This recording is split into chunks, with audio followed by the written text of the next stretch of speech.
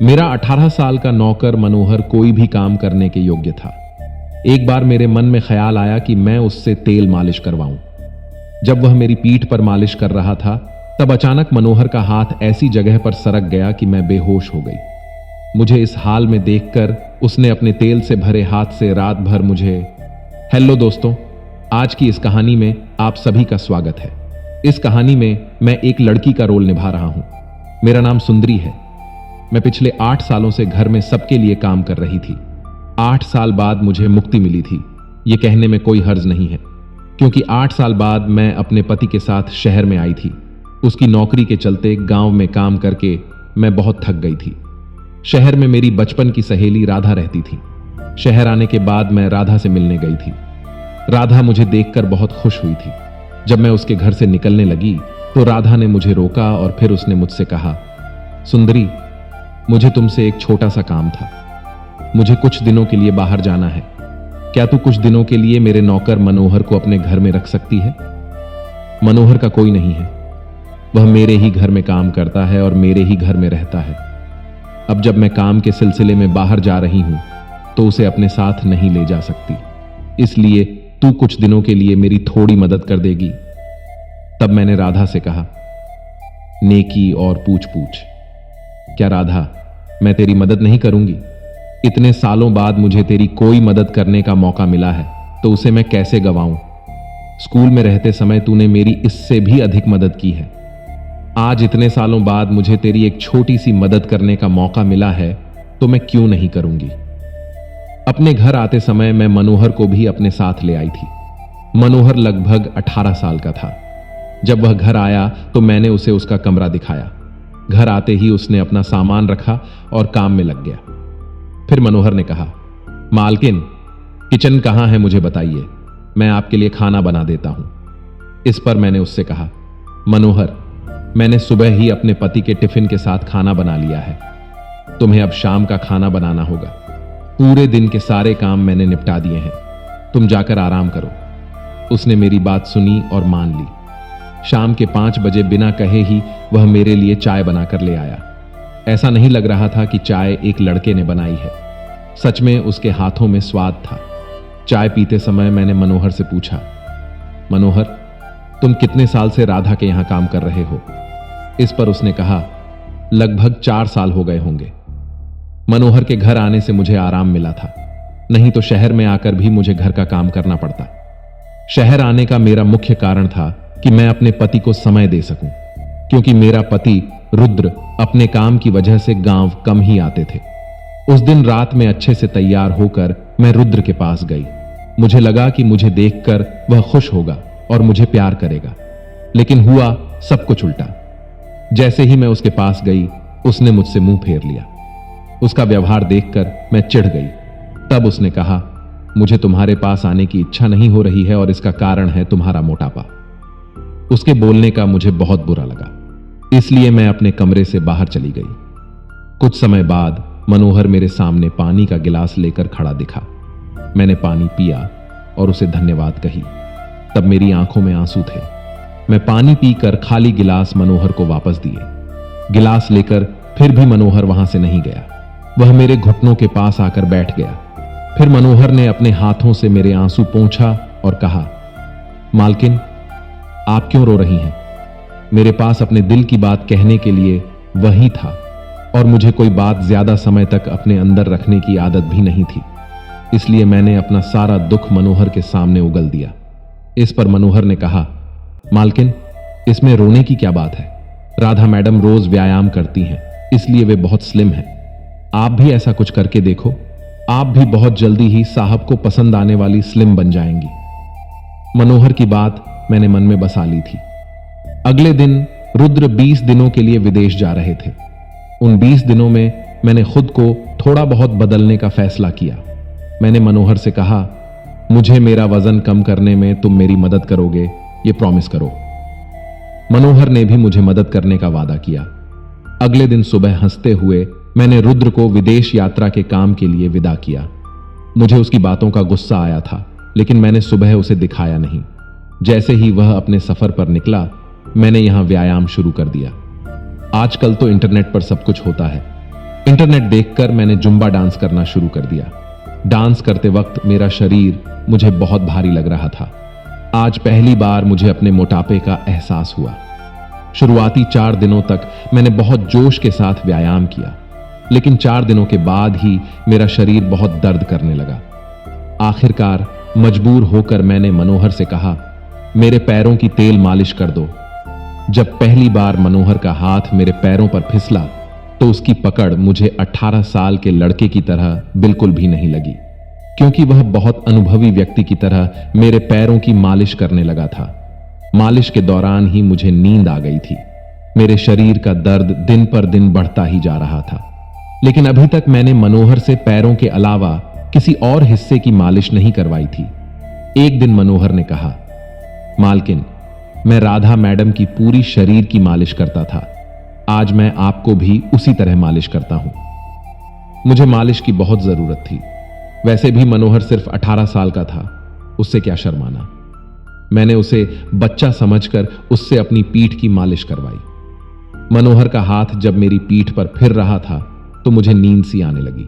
अगले दिन सुबह मैं उसके कमरे में गई, तब मनोहर नहाने जा रहा था। मेरा एक बेटा था, वो अभी 9 साल का था। मनोहर में मैं अपने बेटे को देख रही थी। उसने कल रात मेरी बहुत अच्छी मालिश की थी, इसलिए मैंने उससे कहा, आज मैं तुम्हें नहला देती हूं, तुम्हारी पीठ पर साबुन लगा देती हूं। इस पर मनोहर ने बहुत घबराकर मना कर दिया। फिर भी मैंने उस पर जोर देना शुरू कर दिया। मैंने कहा, तुम्हारी उम्र का मेरा बेटा है, फिर तुम मुझसे क्यों शर्मा रहे हो? मुझे अपनी मां जैसा समझो। इस पर मनोहर ने कहा, मालकिन, आप मुझे नहलाने की गलती बिल्कुल मत कीजिए, क्योंकि अब मैं बच्चा नहीं हूं। मैं उसे मां की तरह प्यार करना चाहती थी, लेकिन उसकी सोच कुछ और ही थी। तब मैंने फिर से कहा, मेरा भी तुम्हारी ही उम्र का एक बेटा है, शर्माओ मत, मैं तुम्हें नहला देती हूं। मेरे ऐसा कहते ही मनोहर ने फिर मना कर दिया। उसने कहा, आपका बेटा 9 साल का है और मैं 18 साल का हूं, हमारे बीच करीब 9 साल का अंतर है। मालकिन, अब मैं बड़ा हो गया हूं, आप मुझे नहलाने की जिद मत करो, मुझे शर्म आती है। मुझे पता था कि वह मुझसे शर्मा रहा था, लेकिन उसमें मुझे बार बार अपने बेटे की छवि दिखाई दे रही थी। इसलिए मैंने उसकी लाख मना करने के बावजूद भी उसे नहलाने के लिए उसके बाथरूम में गई। जब मैं उसे नहला रही थी तो उसने अपनी कमर पर तौलिया बांध रखा था। मैंने उसकी पीठ पर साबुन लगाया और तुरंत बाहर आ गई। कुछ समय बाद वह भी मेरी पीठ पर साबुन लगाने की जिद करने लगा। वह घर का साधारण नौकर था, उसे मैं अपने शरीर को इस तरह छूने नहीं देना चाहती थी, लेकिन मनोहर की जिद बढ़ती जा रही थी। उसने कहा, मालकिन, कुछ समय पहले आपने कहा था कि मैं आपके बेटे जैसा हूं, आप मुझे छोटा समझती हैं। आपकी बातों के अनुसार अगर मैं छोटा हूं तो आप मुझे आपकी सेवा करने से क्यों रोक रही हैं? मैंने मनोहर से कहा, मनोहर, जिद मत करो, तुम्हें जो भी सेवा करनी है बाद में करना। मुझे नहीं पता था कि मनोहर मेरी सेवा करने की इतनी जिद पर उतर आएगा। उस दिन रात में वह खुद तेल की बोतल लेकर मेरे कमरे में आ गया और मालिश करने की बात करने लगा। वह मेरी पीठ की मालिश करना चाहता था। वैसे भी मुझे मालिश की जरूरत थी। मैंने अपनी गाउन को थोड़ा ऊपर कर लिया। कुछ समय तक तो मनोहर उतने ही हिस्से की मालिश कर रहा था जितना मैंने गाउन ऊपर सरकाई थी, लेकिन धीरे धीरे उसका हाथ नीचे सरकने लगा। मैं नींद में जा रही थी, तभी मुझे उसकी गलत हरकत का एहसास हुआ।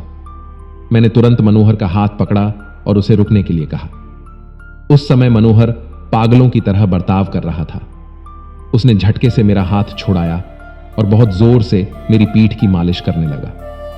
धीरे धीरे वह गलत जगहों की मालिश करने लगा। उसकी इस हरकत से मैं बहुत डर गई थी। वह मुझे बिस्तर से उठने ही नहीं दे रहा था। जैसे तैसे मैंने उसे खुद से दूर किया। जब मैं बिस्तर से हटकर किनारे हो गई तो मैंने मनोहर की तरफ देखा। उसके चेहरे पर अजीब से भाव थे। यह देखकर मैं और भी ज्यादा डर गई। उस समय उससे कुछ कहना ठीक नहीं था, यह मैं समझ गई थी। इसीलिए उसी समय मैंने मनोहर को अपने कमरे से बाहर कर दिया। फिर अपने कमरे का दरवाजा बंद करके मैं सोने चली गई। अगले दिन सुबह मेरे उठने से पहले उसने नाश्ता बनाकर तैयार रखा था। रोज की तरह मैं हॉल में अपना जुम्बा डांस कर रही थी।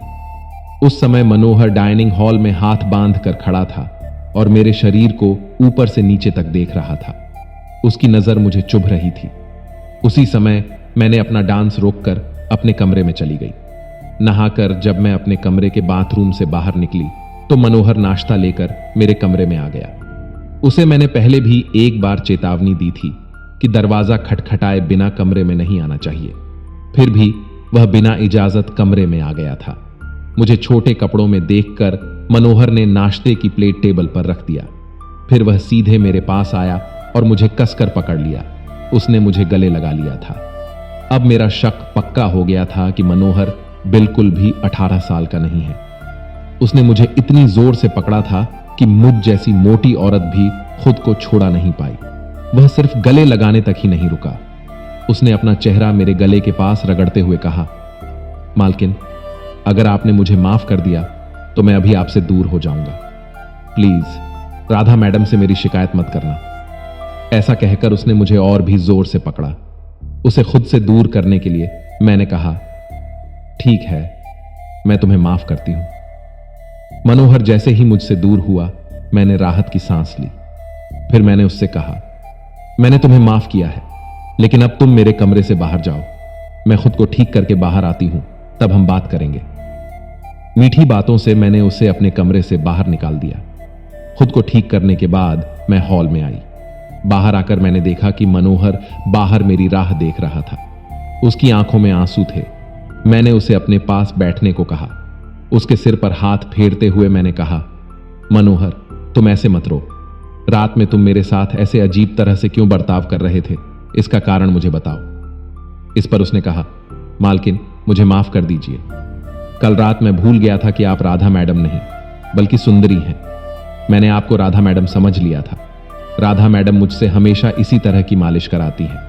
उन्हें कभी भी मेरे हाथों का स्पर्श महसूस नहीं होता, इसलिए वे मुझे जोर से मालिश करने के लिए कहती हैं और मैंने आपको अपनी मैडम समझकर वैसी ही मालिश शुरू कर दी थी। रात में मैं किस विचार में खो गया था, यह मुझे भी समझ नहीं आया। अच्छा, तो तुमसे इस वजह से इस तरह की गलती हो गई। मनोहर की गलतफहमी समझ में आने पर मैंने उसे सच में माफ कर दिया, लेकिन मुझे यह समझ नहीं आ रहा था कि मेरी फ्रेंड राधा उससे किस तरह की मालिश करवाती है। राधा तो अब भी अकेली रहती थी। कितने वर्षों से वह अपने पति से दूर थी। वह मेरे जैसी साधारण व्यायाम नहीं करती होगी, यह मैंने समझ लिया था, क्योंकि वह मुझसे ज्यादा फिट थी। उसका व्यायाम भी थोड़ा कठिन होगा, इसलिए वह मनोहर से इस तरह की मालिश करवा रही होगी, यह मैंने समझ लिया था। अब तो मनोहर ने मुझसे रोते हुए माफी मांग ली थी। उसका मासूम चेहरा देखकर मैंने उसे माफ कर दिया, लेकिन उसी रात फिर वह तेल की बोतल लेकर मेरे कमरे में आया। आज उसके हाथ में तेल की बोतल देखकर ही मुझे डर लग रहा था। मैंने उससे कहा, मुझे किसी भी तरह की मालिश नहीं चाहिए। अब धीरे धीरे मुझे व्यायाम की आदत हो रही है। मैंने ना कहा, फिर भी मनोहर का आग्रह थम नहीं रहा था। उसने कहा, आज मैं आपके सिर की मालिश कर देता हूं। राधा मैडम को मेरी की हुई हर मालिश पसंद आती है, आपको भी जरूर पसंद आएगी। मैंने मनोहर का वह प्रेम अपने प्रति समझा था, लेकिन वह मुझे दूसरे इरादे से देख रहा था, यह मुझे मालूम नहीं था। उसके आग्रह और प्रेम समझकर मैंने उससे सिर की मालिश करवाने के लिए हामी भर दी। मेरे बालों में मनोहर का हाथ घूम रहा था, जिससे मुझे बहुत अच्छा लग रहा था। पिछले 8 वर्षों में किसी ने भी मुझे इस तरह से तेल नहीं लगाया था। मनोहर की मालिश से मुझे बहुत आराम मिल रहा था। मालिश करते हुए मनोहर की बातें भी शुरू हो गईं। वह कह रहा था, मालकिन, आप तो बहुत ही सुंदर हैं। आपका मोटापा आपके शरीर को शोभा देता है, फिर आप पतली क्यों हो रही हैं? मैं उसकी बातों का सिर्फ हां में जवाब दे रही थी। मेरी आंखें बंद देखकर उसने मेरे बालों से हाथ धीरे धीरे मेरी गर्दन से नीचे सरकाना शुरू कर दिया। यह मुझे महसूस होते ही मैंने उसे खुद से दूर किया। जब मैं मनोहर से दूर हुई तो मैंने देखा कि उसकी आंखों में एक अलग ही आग थी। वह मुझे अलग नजर से देख रहा था। फिर मनोहर ने कहा, मालकिन, आपके गाउन की रिबन मैं खोल देता हूं, आप किसी भी प्रकार की चिंता न करें। अचानक उसने यह क्या कहना शुरू कर दिया, मुझे तो कुछ भी समझ नहीं आ रहा था। मैंने उसे गुस्से में कहा, अभी के अभी तुम मेरे कमरे से बाहर निकल जाओ। सुबह मैंने तुम्हें माफ किया, यही मेरी बहुत बड़ी गलती थी। मैं उस पर बहुत गुस्सा हो रही थी। मेरा गुस्सा चरम पर था। फिर चुपचाप वह बाहर चला गया, लेकिन थोड़ी ही देर बाद वह पानी का गिलास लेकर मेरे सामने आ गया। वह पानी पीने के बाद मैं शांति से अपने कमरे में सो गई। लेकिन अगली सुबह जब मैं नींद से उठी तो मैंने देखा कि मेरी नाइटी पूरी तरह से मेरी गर्दन तक खिसक आई थी और मैं उल्टी दिशा में सोई हुई थी। रात भर मेरी पीठ पूरी तरह से खुली थी। मैं कमर तक चादर ओढ़ी हुई थी। मैंने अपनी दाईं ओर देखा तो मनोहर मेरे बगल में सो रहा था। मेरी यह हालत देखकर मैं बहुत डर गई थी। मैंने मनोहर को अपने बगल से उठाया। वह वहां कैसे आया? वह मेरे बगल में क्यों सोया, यह भी मैंने उससे नहीं पूछा। सीधे मैं उसे अपने कमरे से बाहर निकालकर मैं बाथरूम में चली गई। बाथरूम में जाते ही जब मैंने आईने में खुद को देखी तो मैं पूरी तरह से चौंक गई थी, क्योंकि मेरी पीठ पर पूरी तरह से तेल लगा हुआ था। इतना ही नहीं, मेरी पीठ पर नाखूनों के निशान भी थे। पिछली रात मनोहर मेरे साथ था, यानी उसने मेरे साथ न चाहते हुए उसने वो सब कुछ किया था। अब मेरे मन में अनचाहे विचार आने लगे थे। नहाते समय मैंने अपने शरीर पर पानी डाली, साथ ही मेरी कमर भी दर्द करने लगी थी। कुछ देर बाद मैं कमरे से बाहर निकली और घर में मनोहर को ढूंढने लगी। वह मुझे रसोई में नाश्ता बनाते हुए दिखा। तभी मैं वहां जाकर गैस बंद कर दी और उसका हाथ पकड़कर बाहर खींच लाई। फिर मैंने उससे बोली, मैं तुम में अपना बेटा देख रही थी, लेकिन तुमने मेरे साथ वह सब करने की कोशिश की जो मैं नहीं चाहती थी। नालायक लड़का, अब तुम मेरे साथ रहने के लायक नहीं हो। तभी मैंने राधा को फोन लगाया तो वो बोली, मैं शाम को आऊंगी।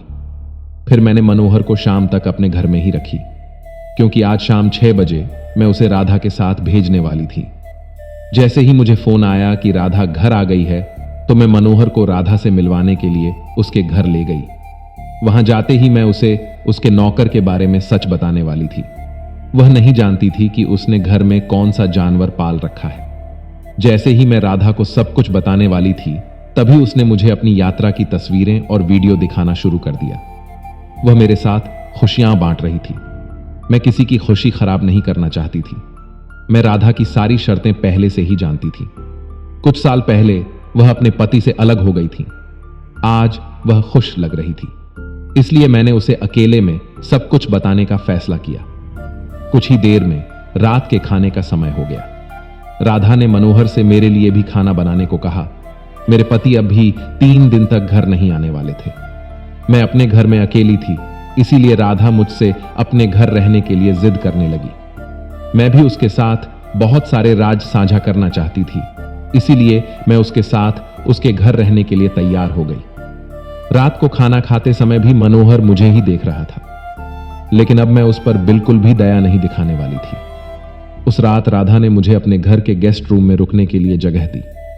फिर राधा ने मुझसे कहा, मैं यात्रा से बहुत थक गई हूं, कल आराम से हम बातचीत करेंगे, अब तुम आराम से सो जाओ। राधा का कमरा उसके घर की दूसरी मंजिल पर था और मेरा कमरा ग्राउंड फ्लोर पर था। मैं उस रात सो नहीं पाई, क्योंकि मैं राधा को मनोहर के बारे में सच बताना चाहती थी। उस रात को मैं अपने कमरे से बाहर आई। फिर मैं गाने सुनने लगी। थोड़ी देर बाद जब मैं राधा के कमरे की तरफ बढ़ी, तब मैं इधर उधर देखी तो राधा के कमरे से आवाज आ रही थी। फिर मैं उसके कमरे के पास गई। उसके कमरे के दीवार में एक छोटी सी होल थी। जब मैं उस होल से जब अंदर देखी तो पसीने से सराबोर होने लगी। फिर मैं गाना बंद की और होल से अंदर देखने लगी। उस समय राधा के कमरे में एक रोमांटिक गीत बज रही थी और वह अपने कमरे में मनोहर को बेल्ट लगा रही थी। तब वह दोनों बहुत ही अजीब कपड़े पहने हुए थे। वह दृश्य देखकर मैं सुन्न रह गई। ऐसा लग रहा था कि मनोहर राधा के साथ नहीं, बल्कि राधा मनोहर के साथ वो सब कर रही थी जो मैं नहीं करना चाहती थी। राधा और मनोहर के बीच जो चल रहा था वैसा मैं पहले कभी नहीं देखी थी। तभी मैं देखी कि राधा मनोहर की पीठ पर बेल्ट से एक एक करके मार रही थी और मनोहर बहुत उत्तेजित हो रहा था। मैं उसे उस झटके से पीड़ित होते हुए नहीं देख पा रही थी, लेकिन राधा को उस पर तनिक भी दया नहीं आ रही थी, बल्कि राधा तो हर एक बार के बाद सिसकियां ले रही थी। तभी मैं देखी कि राधा मनोहर को अपने बाहों में भर के जोर से दबाने लगी। अब वे दोनों मुझे राक्षसों के समान उत्तेजित लग रहे थे। तभी राधा ने अपने बड़े नाखून से मनोहर की पीठ पर बहुत जोर से खरोंच लगा दी। फिर कुछ देर बाद राधा मनोहर से अपनी पीठ पर तेल लगवाने लगी। जब मनोहर राधा की पीठ पर तेल लगा रहा था, तब अचानक मनोहर अपना हाथ राधा के उस जगह पर सरका दिया जिसके बाद राधा मदहोश हो गई। फिर मनोहर ने उसे बाइट करते हुए उसके साथ क्रिकेट खेलने लगा। फिर मुझे वहां से सब कुछ समझ आ गया। मैं राधा को मनोहर के बारे में बताने आई थी, लेकिन राधा मनोहर से भी बदतर व्यवहार कर रही थी। मुझे कुछ भी अंदाजा नहीं था कि उसके साथ क्या हुआ था। फिर मैं रुद्र को फोन करके सारी बात बता दी। राधा एक 18 साल के लड़के के साथ कुछ ऐसा कर रही थी जो सब देखकर मैं पूरी तरह से हिल गई। अगले दिन जब रुद्र घर आया तो मैं उसे राधा के घर पर बुलाई। उस रात रुद्र और मैं उसके घर पर रुके। जैसे ही रात हुई, रुद्र और मैं राधा के कमरे के पास गए। आज भी हमें वही रोमांटिक गाने बज रहे थे। रुद्र, राधा और मनोहर के बीच का वह दृश्य देखकर हैरान रह गया। उसने भी कभी ऐसा कुछ नहीं देखा था। उस वक्त हमने देखा कि राधा मनोहर की पीठ थपथपाकर वो काम करने की कोशिश कर रही थी जो मनोहर मेरे साथ करना चाहता था। जैसे ही उनके बीच क्रिकेट मैच शुरू होने वाली थी, तभी रुद्र और मैं उस कमरे में चले गए। अंदर आते ही मैं राधा के बदन पर चादर डाल दी, क्योंकि उसने बहुत छोटे कपड़े पहनी हुई थी। उसे खुद का होश नहीं था। वह यह भी भूल गई थी कि मैं उसका दोस्त हूं। वह मनोहर को गुस्से से देख रही थी और उसे बाइट करने की कोशिश कर रही थी। रुद्र ने मनोहर की देखभाल किया और मैंने राधा को बचाया। अगले दिन हम उन दोनों को डॉक्टर के पास ले गए। फिर डॉक्टर ने राधा को एक ऐसी दवा दी जिससे वह थोड़ी कुल होने लगी थी। फिर उसी अवस्था में डॉक्टर ने उससे पूछताछ शुरू कर दिया। फिर राधा ने जो कुछ कहा उसे सुनकर रुद्र और मुझे उस पर दया आने लगी। डॉक्टर ने उससे पूछा कि तुम मनोहर के साथ ऐसा व्यवहार क्यों कर रही हो। इस पर राधा ने कहा, मेरी शादी के बाद मेरे पति मेरे साथ ऐसा ही व्यवहार करते थे। मेरे पति रात को मुझे कोड़े मारने और अपने नाखूनों से मेरी पीठ खरोंचने के बाद वह मेरे साथ क्रिकेट खेलते थे। कभी कभी वह मेरी इच्छा के विरुद्ध भी मेरे साथ जबरदस्ती क्रिकेट खेलने लगते थे और उटपटांग शॉट मारते थे, जिसके कारण मैं बहुत पीड़ित हो जाती थी और इसलिए मैं अपने पति को छोड़कर शहर भाग कर आ गई।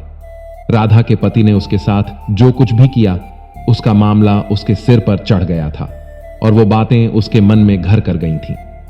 वह मनोहर को गांव से शहर में काम करने के लिए अपने साथ लेकर आई थी, लेकिन कुछ दिनों बाद उसे भी मनोहर में अपने पति जैसा राक्षस आदमी नजर आने लगा। उसने अपना गुस्सा निकालने के लिए और खुद को संतुष्ट करने के लिए उसने मनोहर का इस्तेमाल किया। वह अपने पति के द्वारा उसके साथ किया गया सब कुछ याद करके वह मनोहर के साथ वैसा ही कर रही थी। बिना किसी गलती के मनोहर को इसमें घसीटा गया। यही सब झेलते झेलते मनोहर भी राक्षस हो गया। जब मैंने उससे मेरी मालिश करने के लिए कहा तो उसे मुझ में राधा दिखी।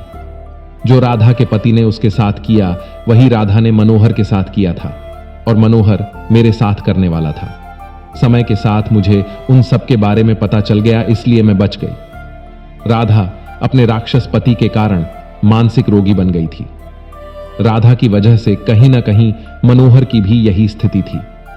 राधा जो भी कर रही थी उसमें उसकी कोई गलती नहीं थी। वह सभी मर्दों को उसी नजर से देख रही थी और उनके साथ वैसा ही करना चाहती थी जैसा उसके साथ उसके पति ने किया था। ये दोनों कुछ महीनों तक इलाज के लिए अस्पताल में भर्ती रहे थे। फिर मैंने रुद्र को बताया कि मनोहर ने मेरे साथ क्या क्या करने की कोशिश किया था, पर मैं वो सब होने नहीं दी। इस बार रुद्र ने मेरा साथ दिया, इसलिए हम राधा और मनोहर को समय पर इलाज के लिए भेजने में सफल रहे। कुछ महीनों के बाद राधा और मनोहर पूरी तरह से ठीक हो गए। अब वे दोनों पहले की तरह सामान्य थे। राधा ने मुझे और रुद्र को बहुत धन्यवाद दिया। फिर मनोहर को सुरक्षित उसके माता पिता के पास गांव में छोड़ दिया गया। उन दोनों को पहले की तरह सामान्य देखकर मुझे बहुत संतुष्टि मिली। निर्देश: इस कहानी का मुख्य निर्देश यह है कि अजनबियों पर तुरंत भरोसा न करें और किसी भी असहज स्थिति को नजरअंदाज न करें। अपनी सुरक्षा को प्राथमिकता दें और सही समय पर उचित कदम उठाएं।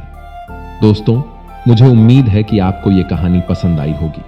अगर आपको यह कहानी पसंद आई हो तो कृपया लाइक और शेयर करें और हां, हमारे चैनल को सब्सक्राइब जरूर करें। धन्यवाद।